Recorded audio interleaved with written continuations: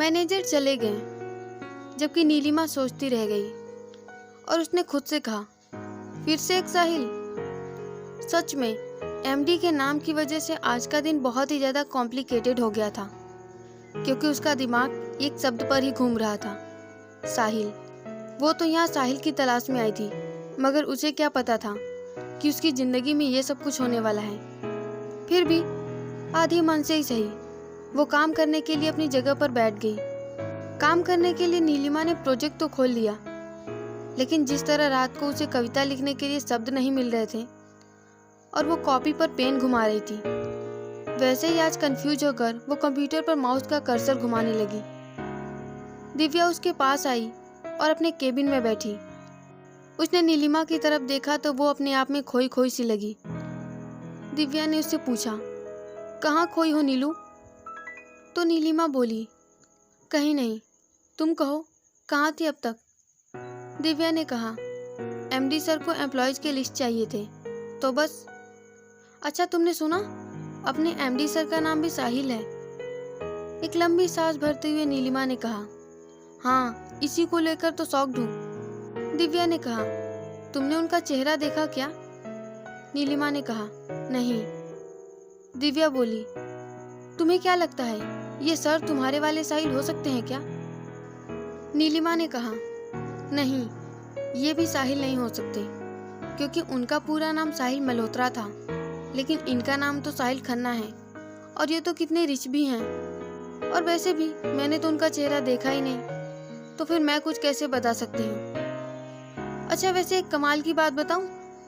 कुछ दिनों से न जाने क्यों मुझे ऐसा लग रहा है कि कुछ अच्छा होने वाला है, कुछ बहुत ही ज़्यादा अच्छा।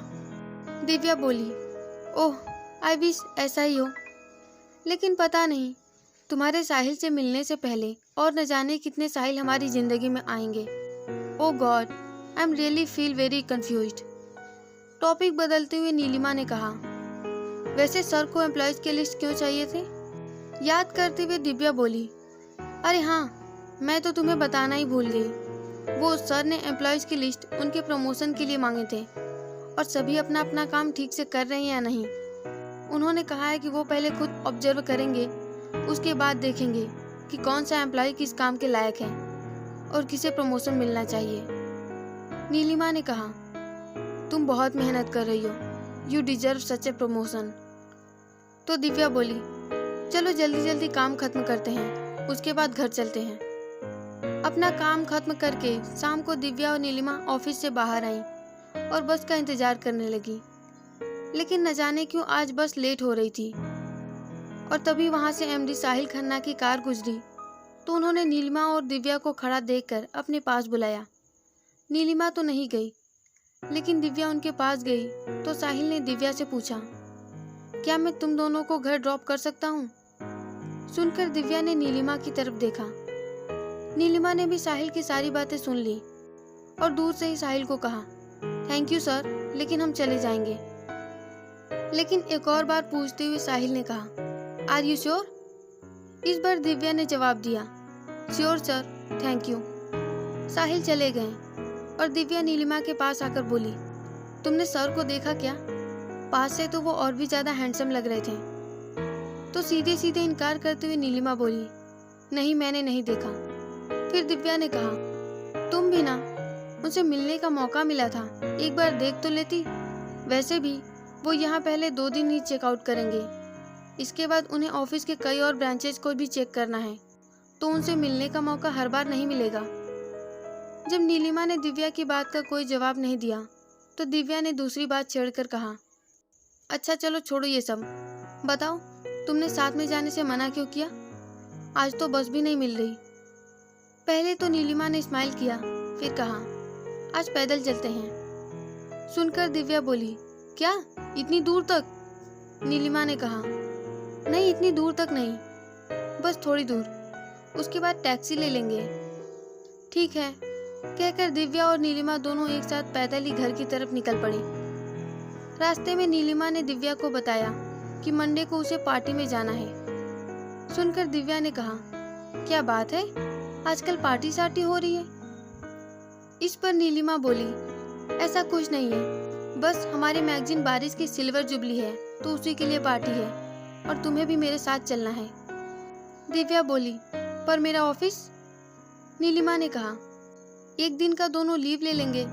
वैसे भी हम लोग ज़्यादा छुट्टियां नहीं लेते, तो 1-2 छुट्टी तो ले ही सकते हैं। ठीक है, दिव्या ने कहा। मंडे को तैयार होने के बाद दिव्या का फ़ोन बजा तो बात करने के बाद उसने नीलिमा को कहा, आई एम सॉरी नीलू, लेकिन मुझे ऑफिस जाना पड़ेगा। सर ने अर्जेंटली बुलाया है तो प्लीज़ मुझे माफ़ कर देना।